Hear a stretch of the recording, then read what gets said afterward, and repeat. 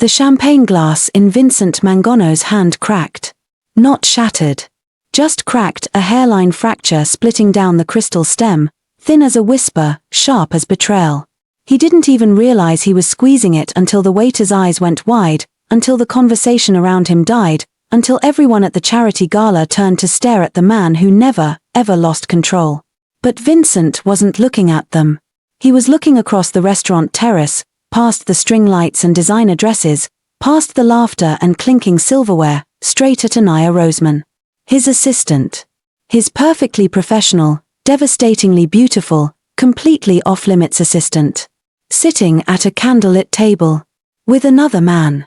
The man was leaning forward, saying something that made Aniyah smile.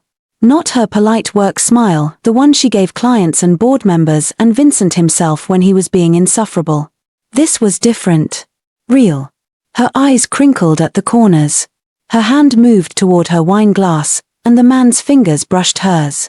Vincent set down the cracked glass very carefully. "Excuse me," he said to no one in particular, and walked straight toward them. He had no plan. No script. Vincent Mangano always had a plan. He'd built an empire on calculated moves and strategic patience.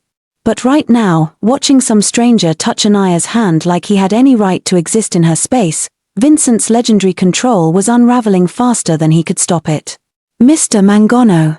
Aniyah's voice cut through his fury like ice water. She'd spotted him 3 steps away, and now she was standing, her expression somewhere between surprised and annoyed. "What are you doing here? I could ask you the same thing." The words came out rougher than he intended. Vincent forced himself to look at the man's tall, decent suit, forgettable face, currently looking between Vincent and Aniyah with growing confusion. "I'm having dinner," Aniyah said slowly, like she was explaining something to a child. "On my night off. Remember those? The hours when I don't work for you?" The man stood up now, extending his hand with the kind of easy confidence that made Vincent want to break something else. "Marcus Chen. I don't think we've met." Vincent looked at the offered hand like it was a weapon. "This is Vincent Mangano," Aniyah said, her voice tight. "My boss." The way she said boss like it was a prison sentence, like it explained everything, made something twist in Vincent's chest. He shook Marcus's hand harder than necessary. "Aniyah works very hard," Vincent heard himself say. "I hope you appreciate that." "Vincent." Aniyah's voice dropped to a warning. "Can I talk to you? Privately?" She didn't wait for an answer. She grabbed his arm, actually grabbed him, her fingers digging into his bicep through his Tom Ford suit, and dragged him toward the restaurant side exit. Vincent let her. He was too busy memorizing the feeling of her hand on him to protest. The side exit led to a narrow alley between buildings, lit by a single flickering bulb. The noise from the restaurant faded to a dull hum. Aniyah released him and spun around, her eyes flashing with an anger he'd never seen directed at him before. "What the hell was that? I was being polite." "That was not polite. That was..." She threw up her hands. "I don't even know what that was. Territorial? Possessive? Completely inappropriate." "I didn't say anything inappropriate. You didn't have to. You looked at Marcus like you wanted to throw him off the terrace." Vincent straightened his cuffs, buying time, trying to find the man he was before he walked into that restaurant. The man who could negotiate million-dollar deals without blinking. The man who could stare down rival families without flinching. That man wouldn't have cracked a champagne glass over a dinner date. "I was surprised to see you," he said carefully. "You didn't mention you had plans tonight. Because I don't report my personal life to you." Aniyah stepped closer, and Vincent caught the scent of her perfume, something subtle and expensive that he'd noticed every day for 2 years but never let himself think about. "I work for you, Vincent. I'm your executive assistant. That doesn't mean you own my time outside of office hours. I never said I did." "Then why are you here? Why did you just sabotage my date?" "I didn't sabotage anything." "Yes, you did." Her voice rose, echoing off the brick walls. "Marcus thinks you're some kind of jealous boyfriend now. Do you know how embarrassing that is?" "Jealous." The word hung in the air between them like a confession. "Hold on. If you're already hooked, Comment where you are watching from and smash that subscribe button, because this story is about to get a lot more complicated. Vincent's jaw tightened. I'm not jealous. I'm concerned. You barely know this man. I've been seeing him for 3 weeks. 3 weeks. Something cold slid down Vincent's spine. 3 weeks of Aniyah leaving work on time. 3 weeks of her smiling at her phone when she thought no one was looking. 3 weeks of some stranger named Marcus learning things about her that Vincent didn't know. You never mentioned him, Vincent said quietly. Because it's none of your business. But Aniyah's voice softened slightly, and she crossed her arms like she was suddenly cold. Look, I know we work closely together. I know we spend a lot of time in each other's space. But there has to be a boundary, Vincent. There has to be a line between professional and personal. I know that. Do you? She searched his face, and Vincent wondered what she saw there. What he was failing to hide. Because from where I'm standing, you just crossed it pretty dramatically. He should apologize. He should walk away. He should do literally anything except what he did next. Is it serious? The question came out before he could stop it. With Marcus? Aniyah blinked. What? Is it serious? Vincent repeated, hating how much he needed to know. Is he? Oh my God. She laughed, but it wasn't a happy sound. You're actually asking me about my relationship status right now. You realize how insane this is, right? Answer the question. No. She shook her head, something like disappointment flickering across her face. I'm going back to my date. You're going back to whatever gala you ditched to stalk me. And tomorrow, at the office, we're going to pretend this never happened. Are we clear? She didn't wait for a response. She turned and walked back toward the restaurant entrance, her heels clicking against the pavement in a rhythm that matched Vincent's racing heartbeat. He stood in the alley for a long moment, watching her disappear. Then he pulled out his phone and sent a text to his head of security. Background check on Marcus Chen. I want everything by morning. Aniyah didn't sleep that night. She lay in her apartment, staring at the ceiling, replaying the scene over and over. Vincent's face when he saw her with Marcus. The crack of the champagne glass. The way he'd looked at her in that alley like she was something precious that was slipping away from him. Which was ridiculous. Vincent Mangano didn't do feelings. He did business. He did strategy. He did cool, calculated control in every situation. That's what made him terrifying. That's what made him legendary in circles that didn't ask questions about where money came from. Aniyah had known what she was getting into when she took the job 2 years ago.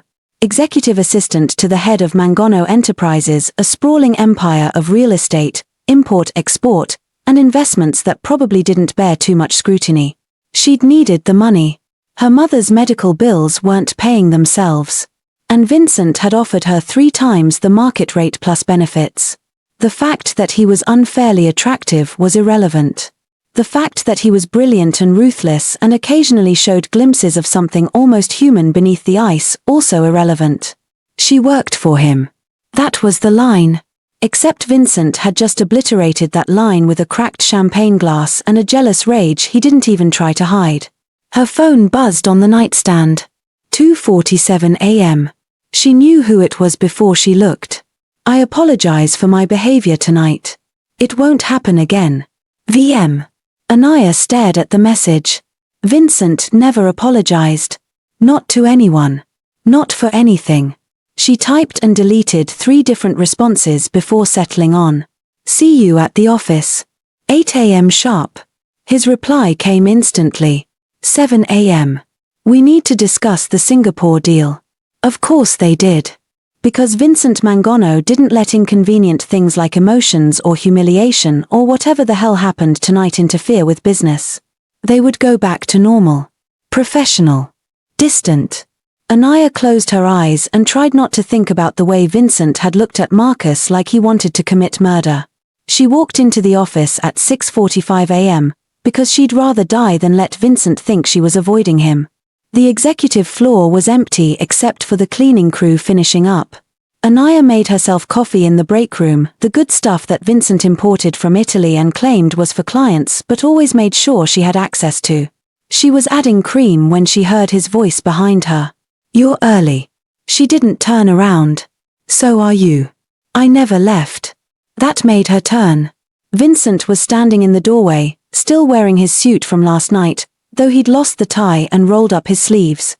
His dark hair was disheveled like he'd been running his hands through it. He looked exhausted and dangerous and unfairly attractive, which was exactly the problem. "You worked all night?" Aniyah asked. "Couldn't sleep." His eyes met hers, and there was something raw in them that made her chest tight. "About last night. You already apologized." That text wasn't an apology. That was damage control. Vincent stepped into the break room, close enough that she could smell his cologne, something expensive and understated that probably cost more than her rent. "I owe you a real apology. What I did was out of line. You deserve privacy in your personal life." Aniyah wrapped her hands around her coffee mug. Okay. I accept your apology." She forced herself to meet his eyes. "Can we move on now? You said something about Singapore?" Vincent studied her for a long moment, like he was trying to read something she wasn't saying. Then he nodded slowly. "The investors are getting cold feet. They want another meeting before they commit." "When?" "This afternoon. 4 o'clock. That's not much notice. They're trying to gain leverage." Vincent moved to the coffee maker, pouring himself a cup. His movements were precise, controlled, back to the Vincent she knew. "I need you in that meeting. You read people better than anyone on my team." It was true. Aniyah had a gift for seeing through bullshit, for catching the micro-expressions and nervous tells that gave away what people were really thinking. It's what made her invaluable to Vincent. It's also what made her dangerous to herself, because she could see things in him that he probably didn't want seen. Like right now. The way his hand wasn't quite steady as he lifted the coffee cup. The tension in his shoulders that no amount of expensive tailoring could hide. Vincent Mangano was rattled. "Because of her. I'll prep the briefing materials," Aniyah said, proud of how steady her voice sounded. "Do you want the full portfolio analysis or just the executive summary?" "Full analysis. These investors do their homework." He paused. "How was the rest of your evening?" "With Marcus." And there it was. The elephant in the room, dressed in a three-piece suit and asking questions it had no right to ask. "It was fine," Aniyah said carefully. "Just fine." "Vincent. I'm making conversation." "No, you're fishing for information about my personal life, which we just agreed was off limits." "Did we agree to that?" Vincent leaned against the counter, and despite the exhaustion in his eyes, there was something almost playful in his expression now. "I don't remember agreeing to anything." "Then let me be clear." Aniyah set down her coffee cup.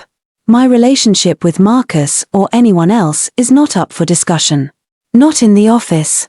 Not outside the office. Not ever. Are we understood?" Crystal clear. But Vincent was still watching her with that unsettling intensity. "Though I should mention I ran a background check on him." Aniyah's mouth fell open. "You what?" "Standard security protocol. Anyone who gets close to my inner circle needs to be vetted. I am not your inner circle. I'm your employee. You're my right hand. You have access to sensitive information. It's a liability if someone in your life could compromise that." It was a reasonable explanation. A professional explanation. Except for the way Vincent was looking at her like he was daring her to call him on the lie. "And?" Aniyah asked, hating that she was playing along. "Did Marcus pass your little test?" "His clean. Investment banker. Columbia grad. No criminal record. No debt. No secret wife or gambling problem. How thorough." "I'm nothing if not thorough." Vincent straightened, and suddenly he was in her space, close enough that she had to tilt her head back to maintain eye contact. "He's also boring." "Excuse me?"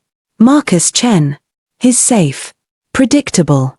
The kind of man who probably brings you flowers on the third date and texts good morning every day and never makes you feel anything except comfortable." Aniyah's heart was hammering now. "And that's a bad thing." "It's not a bad thing." Vincent's voice dropped lower. "It's just not you. You don't know me. I know you better than you think." His eyes searched hers. I know you drink your coffee with too much cream and not enough sugar. I know you bite your bottom lip when you're thinking. I know you're terrified of your mother dying because you almost lost her last year and you still haven't forgiven yourself for not being there. I know you pretend to like opera because you think it makes you cultured, but you'd rather listen to old R&B. I know. Stop. Aniyah's voice came out shaky. Just stop. Vincent stopped. The break room felt too small suddenly. Too warm. Aniyah could feel her pulse in her throat, could hear the blood rushing in her ears. You can't do this, she whispered. You can't say things like that and expect me to pretend like. Like what? Like there's nothing here. The words escaped before she could stop them. Like you didn't just spend the last 2 minutes proving you pay attention to every single detail about me. Like you didn't crack a champagne glass last night because another man made me smile. Vincent went very still. Aniyah. I need this job. She forced herself to say it. I need this job, Vincent. My mother's treatment costs $60,000 a year. I can't afford to lose this position because we crossed a line we can't uncross. You won't lose your job. You can't promise that. Yes, I can. I own the company. That's not how this works. Aniyah pushed past him, needing space, needing air. That's exactly the problem. You have all the power here. If something happens between us, she couldn't even say it. Everything changes. And when it falls apart, because it will fall apart, I'm the one who loses everything. Vincent followed her into the hallway. What if it doesn't fall apart? It always falls apart. Not always. Vincent. She turned to face him. You're a Mangano. Do you know what that means? I'm not stupid. I know what your family does. I know why you have security in every room and encrypted phones and offshore accounts. I know why people are afraid of you. Are you afraid of me? The question hung in the air between them. Aniyah looked at Vincent Mangano, 6 feet of controlled danger and expensive suits and eyes that saw too much. The man who could destroy lives with a phone call.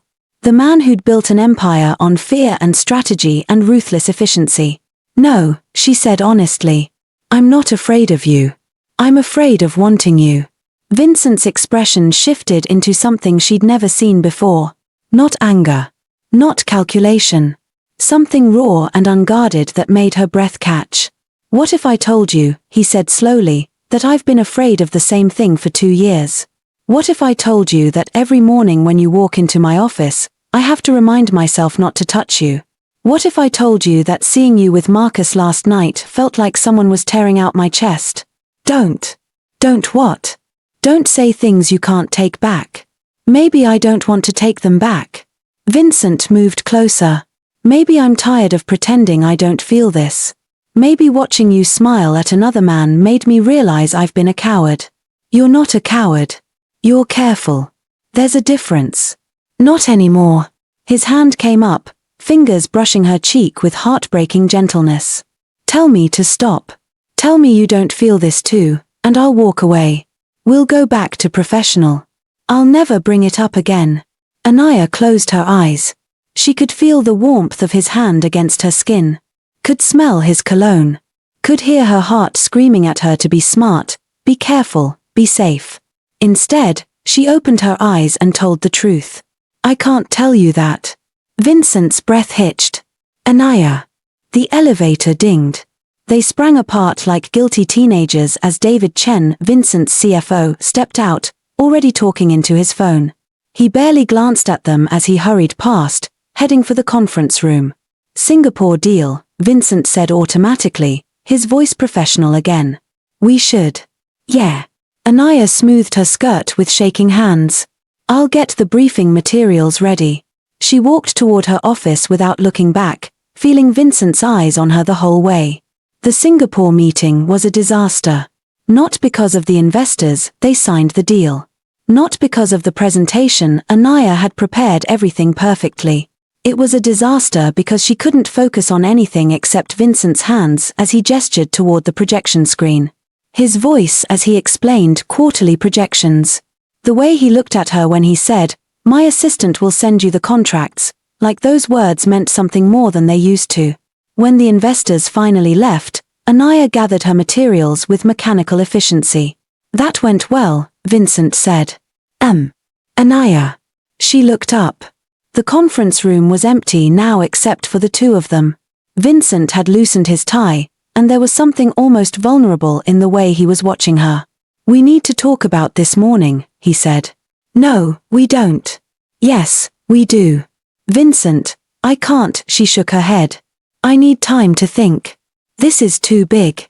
Too complicated." "What's complicated about it?" "Everything." She gestured helplessly. "You're my boss.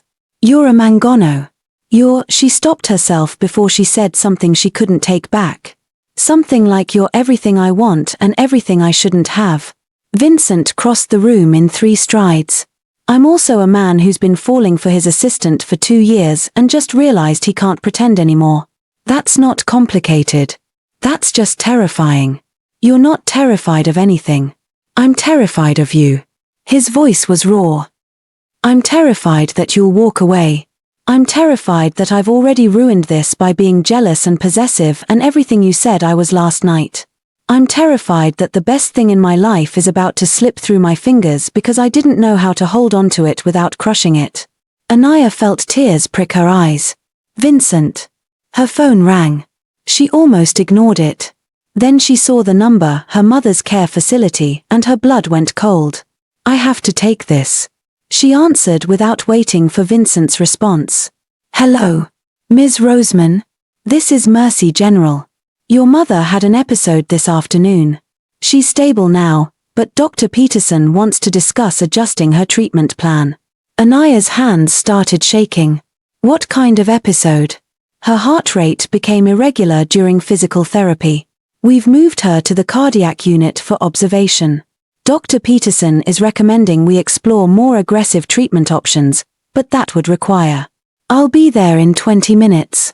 Aniyah hung up and grabbed her bag, already mentally calculating which bills she could defer, which credit cards had room. "What happened?" Vincent's voice cut through her panic. "My mother. I have to go." "I'll drive you." "You don't have to. I'm driving you." There was no room for argument in his tone. "Come on." They didn't talk in the elevator.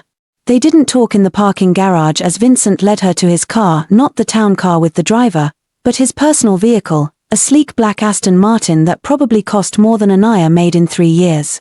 But once they were on the highway, Vincent broke the silence. "How bad is it?" "I don't know yet. She's been stable for months," but Aniyah's voice cracked. "The aggressive treatments are expensive." "Really expensive?" "How expensive?" "It doesn't matter." "Aniyah." "It doesn't matter because I can't afford it either way." The words burst out of her.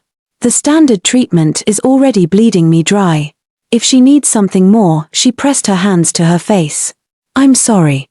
You don't need to hear this." "Yes, I do." Vincent's hand found hers, squeezing gently. "Tell me what you need." "I need my mother to stop getting sicker. I need healthcare in this country to not be a nightmare.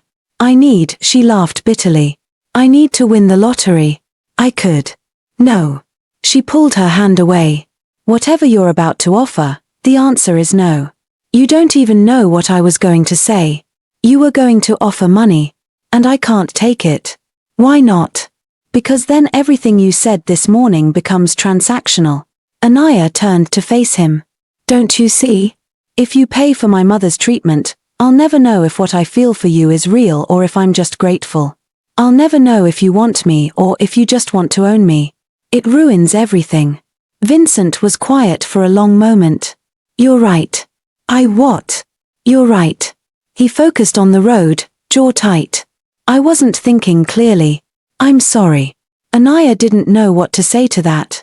She'd expected him to argue, to insist, to use that commanding voice that made people fold. Instead, he was respecting her boundary, which somehow made her want him even more. They reached the hospital 15 minutes later. Vincent parked in the emergency bay illegally, but he didn't seem to care and followed her inside. "You don't have to come up," Aniyah said. "I know." He came anyway. Her mother was sitting up in bed when they entered the cardiac unit, looking tired but alert. Margaret Roseman had been beautiful once, before the illness hollowed her out. Now she was fragile, bird-boned, but her eyes were still sharp. Those eyes narrowed when she saw Vincent. "Is this him?" Margaret asked. "The boss you never stop talking about." "Mom." Aniyah felt her face heat. "This is Vincent Mangano." "Vincent, my mother, Margaret. Mrs. Roseman." Vincent moved forward with easy grace, taking her hand gently. "It's a pleasure to meet you. You're even prettier in person," Margaret said, and Aniyah wanted to die. "Aniyah said you were handsome, but she undersold it." "I never said that," Aniyah protested weakly. "You called him unfairly attractive. Those were your exact words." Vincent's mouth curved into the first real smile Aniyah had seen all day. "Did she now?" "Mom, stop talking." "Why?" "I'm dying. I can say whatever I want." Margaret patted Vincent's hand. "Thank you for bringing my daughter. She hates hospitals. Won't admit it, but she does. It's no trouble." Vincent glanced at Aniyah, something soft in his expression. "She takes care of everyone else. Someone should take care of her." Margaret studied him for a long moment. "You're in love with her, Mom." But Vincent didn't deny it. He just said, very quietly, "Yes, I am." The room went silent. Aniyah couldn't breathe, couldn't think. Vincent had just admitted in front of her mother, in a hospital room, with no escape route, that he was in love with her. Margaret smiled. "Good. She needs someone who's sure. She's been playing it safe her whole life." "I noticed," Vincent said. "Hey," Aniyah interjected. "I'm right here." "We know, baby." Margaret's expression turned serious. "Dr. Peterson wants to try a new treatment. Something experimental. It could help, but it's expensive," Aniyah finished. "I know. We'll figure it out." "Aniyah. We'll figure it out," she repeated firmly. "You just focus on getting better." She stayed with her mother for another hour while Vincent waited in the hall. When she finally emerged, exhausted and emotionally wrung out, she found him on the phone, speaking in rapid Italian. He hung up when he saw her. "How is she?" "Tired. Scared. Putting on a brave face for me." Aniyah leaned against the wall. "She really likes you." "I really like her." Vincent moved closer. "About what I said in there. You said you're in love with me." "I did. In front of my mother." "I did. You couldn't have picked a more private moment." "Probably. But she asked, and I don't lie to mothers." His hand came up, tucking a strand of hair behind her ear. "I meant it, by the way. I'm in love with you. I have been for a while. I just didn't know how to say it without sounding like every other powerful man who thinks he can buy what he wants." "You can't buy this," Aniyah said softly. "I know." His thumb brushed her cheek. "But I can earn it. If you let me. If you give me a chance to be more than your boss. More than a Mangano. Just me." Aniyah looked up at him, this dangerous, powerful man who was offering her something that felt more dangerous than anything else. His heart. His vulnerability. His truth. "I'm still seeing Marcus," she said, because she needed to be honest. "I need to end things properly. He deserves that." Vincent's jaw tightened, but he nodded. "Okay. And we need rules. Boundaries. We can't let this affect our work." "Agreed. And if it doesn't work out, if we try this and it falls apart, I need your promise that I won't lose my job. That you'll give me a recommendation if I need to leave." Something pained crossed Vincent's face. "You have my word." "Okay." Aniyah took a deep breath. "Then ask me." "Ask you what?" "Ask me what you've been wanting to ask since last night." Vincent's eyes darkened. He stepped even closer, until they were sharing air. "Have dinner with me," he said. "Not as your boss. Not as Vincent Mangano. Just as a man who wants to know everything about you. Who wants to make you smile like you smiled at Marcus. Who wants," his voice roughened. "Who wants you to look at him the way you're looking at him right now." "How am I looking at you?" "Like I'm not a monster." "You're not a monster, Vincent." She reached up, her hand settling against his chest, feeling his heartbeat racing under her palm. You're just a man who's very good at pretending to be one. He kissed her. Not gently. Not carefully. Vincent Mangano kissed her like he'd been starving for it, like she was oxygen and he'd been drowning. His hands came up to frame her face, tilting her head back, and Aniyah forgot they were in a hospital corridor. Forgot about rules and boundaries and every reason this was a terrible idea. She just kissed him back.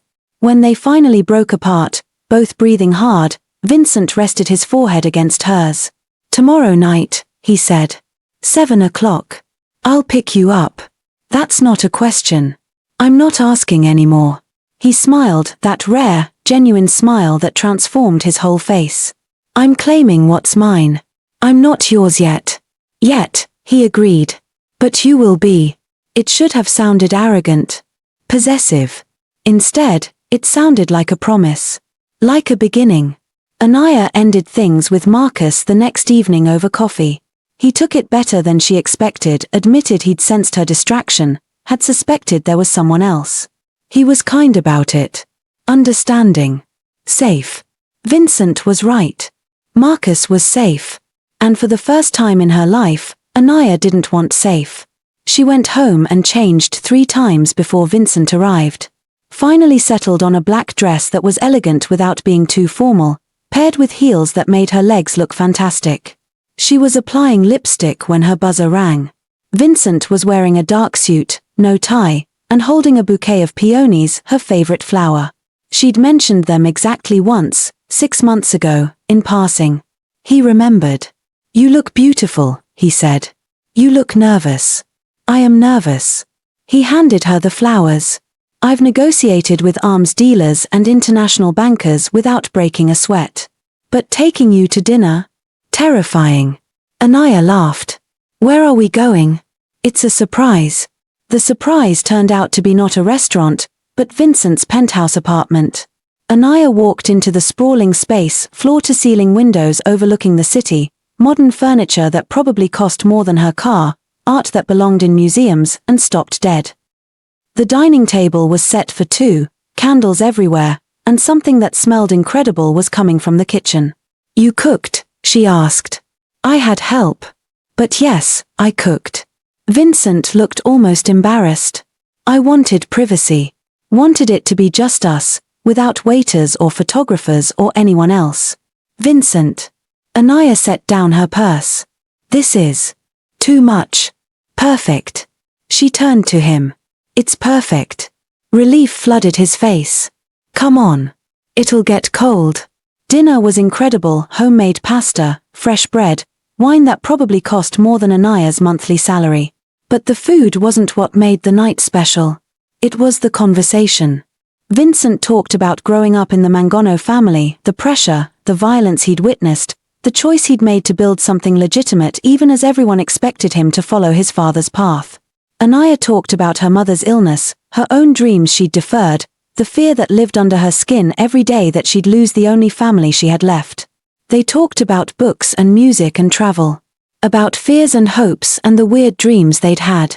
Vincent admitted he hated opera too, only went because it was expected.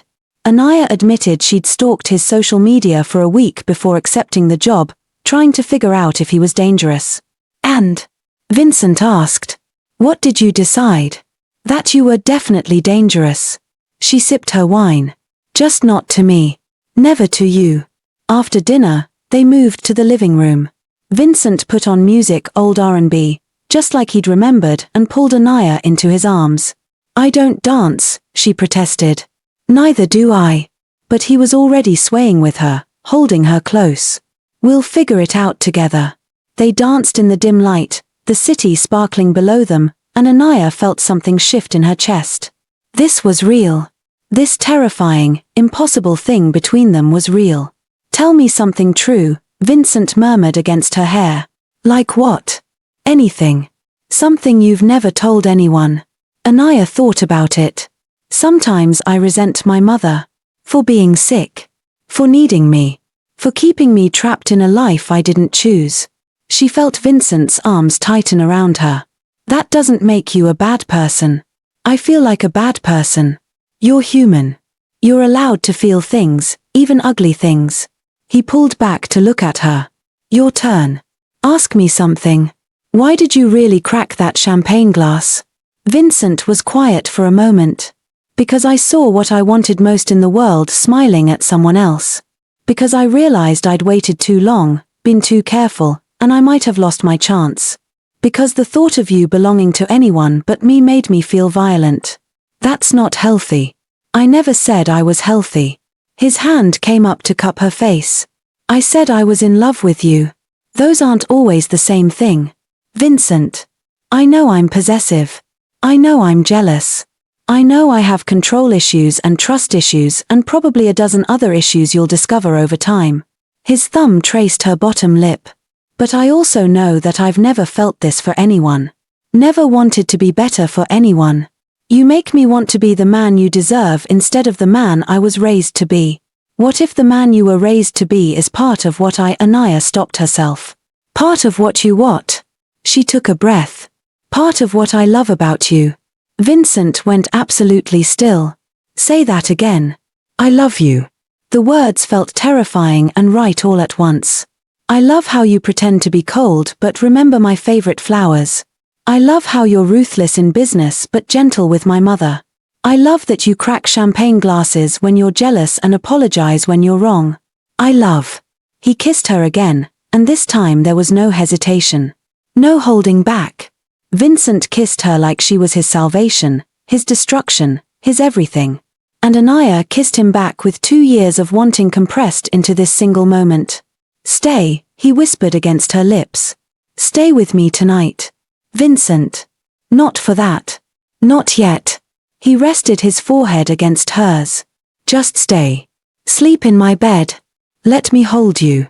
Let me prove that this is real. Aniyah pulled back to look at him. If I stay, everything changes. Everything already changed. Vincent's hands framed her face. The moment you walked into my office 2 years ago. The moment I realized you saw through every wall I'd built. The moment I fell in love with you even though I knew I shouldn't. It already changed, Aniyah. We're just admitting it now. She should be smart. She should go home. She should protect herself from the inevitable heartbreak of loving a man like Vincent Mangano. Instead, she said, okay. Okay. I'll stay. The smile that transformed Vincent's face was worth every risk. He led her to his bedroom, a massive space dominated by a bed that could fit 5 people. Everything was dark and masculine and smelled like him. Vincent handed her one of his shirts to sleep in, then disappeared into the bathroom to give her privacy. Aniyah changed quickly, the shirt falling to mid-thigh, and climbed into bed. The sheets were ridiculously soft. Egyptian cotton, probably. 1,000 thread count. Everything in Vincent's world was the best money could buy. Except her. She wasn't for sale. Vincent emerged wearing only pajama pants, and Aniyah's mouth went dry. She'd seen him in a suit every day for 2 years, but this was different. This was intimate. The defined muscles of his chest and abs. The tattoo she'd never known about, something in Italian script over his heart. The vulnerability of being half-dressed in front of her. Is this weird? He asked, suddenly uncertain. A little. Aniyah patted the bed beside her. Come here anyway. He did. Slid under the covers and pulled her against him, her back to his chest, his arms wrapped around her waist. Safe. Warm. Right. Tell me about the tattoo, Aniyah said. It's something my grandmother used to say. L'amore è coraggio. Love is courage. Do you believe that? I do now. Vincent's lips brushed her shoulder. Being with you is the bravest thing I've ever done. Aniyah turned in his arms to face him. What are we doing, Vincent? Honestly? He tucked her hair behind her ear. I have no idea. I've never done this before. Never wanted anyone enough to risk everything. And if it doesn't work, it will. You can't know that. Yes, I can. His voice was absolutely certain. Because I'm not letting you go. Because I'll fight for this, for us, harder than I've fought for anything. Because you're it for me, Aniyah. There's no version of my future that doesn't have you in it. It should have been too much. Too intense. But Vincent Mangano didn't do anything halfway. When he committed completely. Aniyah just hoped she was ready for what that meant. They fell asleep tangled together, and for the first time in months, Aniyah didn't dream about hospital bills or medical emergencies. She dreamed about dancing in Vincent's living room forever. The next week was complicated. At work, they tried to maintain professionalism. Tried being the key word. Vincent kept finding excuses to touch her, a hand on her lower back as they walked into meetings, fingers brushing hers as he handed her documents, standing just a little too close when they reviewed contracts. And Aniyah couldn't bring herself to stop him. The staff noticed. Of course they noticed. David Chen raised an eyebrow but said nothing. Vincent's security detail, 3 massive men who'd been with him for years, smirked knowingly but kept their distance. And Jessica from accounting straight up cornered Aniyah in the bathroom one afternoon. So, Jessica said, applying lipstick with surgical precision. You and Mr. Mangano. I don't know what you're talking about. Please. The man looks at you like you hung the moon. And you've been wearing that secret smile all week. Jessica turned to face her. I'm not judging. I'm jealous. Vincent Mangano is gorgeous. He's also my boss. For now. Jessica winked. Give it time. Men like that don't do casual. If he's with you, he's all in. She left, and Aniyah stared at her reflection in the mirror. Jessica was right. Vincent was all in. The question was whether Aniyah was ready for what that meant. Her answer came that evening. She was packing up to leave when Vincent appeared in her office doorway. Come with me. Where? Just come. He led her to his private office, the inner sanctum where deals were made and empires were built. But instead of sitting at his desk, Vincent pulled out a folder and handed it to her. What is this? Open it. Aniyah opened the folder. Inside were medical documents. And a letter from a doctor. Vincent. Before you say anything, let me explain. He moved around the desk to stand in front of her. If this story pulled you in, Part 2 goes even deeper. Like, subscribe, and stay with the story. Thanks for watching. I'll see you in the next.